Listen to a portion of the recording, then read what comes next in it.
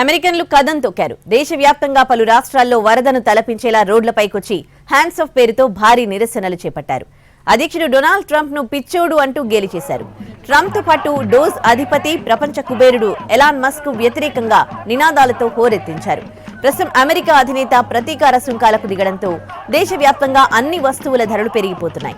మరోవైపు వలస విధానాలు, ప్రభుత్వ ఉద్యోగుల కుదింపు, ఆర్థిక వ్యవస్థ అస్తవ్యస్తం కావడం ఇలా అనేక పరిణామాలను నిరసిస్తూ లక్షలాది మంది రోడ్డెక్కారు.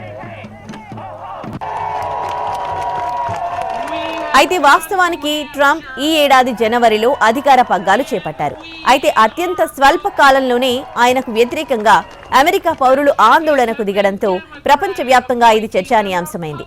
Loss Angeles, Boston, new york, Houston, Colorado, Florida, Washington DC తదితర రాష్ట్రాల్లో లక్షల మంది ఈ నిరసనల్లో పాల్గొన్నట్టు తెలుస్తోంది.